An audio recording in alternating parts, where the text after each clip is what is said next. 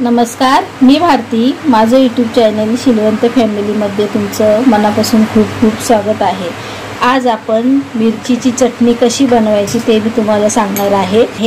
तर मी इथे जे मिरच्या घेतलेल्या आहेत, पोपटी मिरच्या घेतलेल्या आहेत, 7 ते 8 मिरच्या घेतलेल्या आहेत. त्यानंतर मी इथे हिरवी मिरची घेतलेली आहे, 4 हिरव्या मिरच्या घेतलेल्या आहे, थोडं लसूण घेतलेलं आहे, त्यानंतर थोडेसे शेंगदाणे घेतलेले आहेत.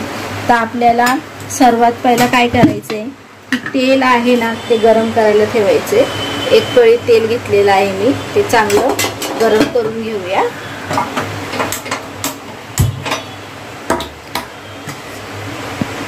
त्यामध्ये आपण शेंगदाणे थोडे फ्राय करून घेऊया, तेलामध्ये चांगले फ्राय करूया.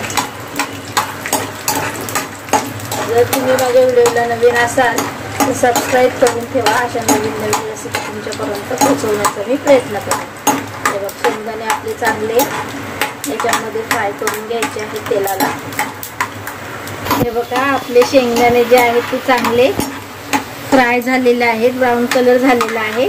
तर चला आपण यांना एका प्लेटमध्ये काढून घेऊया. हे बघा, लसूण जो होता तो आपल्याला यामध्ये घालायचा आहे फ्राय करायला. लसूण पण आपण चांगला कलर येईपर्यंत थोडासा फ्राय करून घेऊया.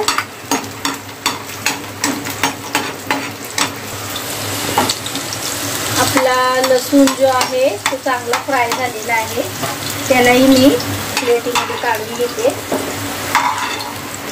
आता ह्या ज्या मिरच्या होत्या त्यांनाही आपण तेलामध्ये फ्राय करून घेऊया. त्याला चांगलं फ्राय करून घेऊया.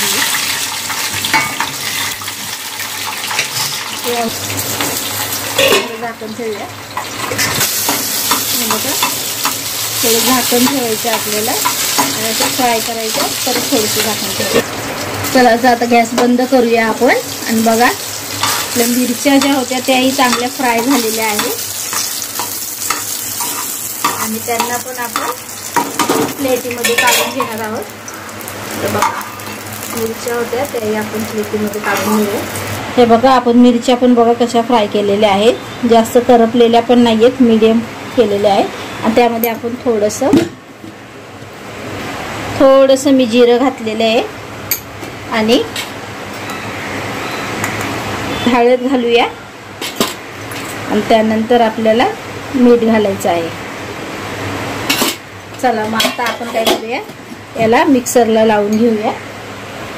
मिक्सरला बारीक त्याची आपल्याला चटणी करून घ्यायची आहे.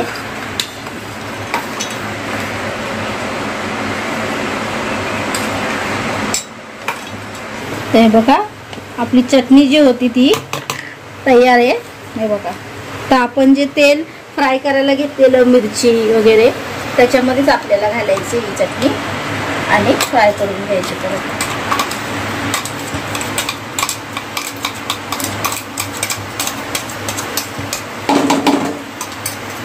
तिला आता यामध्ये फ्राय करून घेऊया.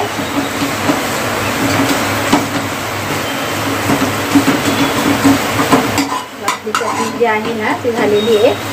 आता लगेच आपण बंद करूया.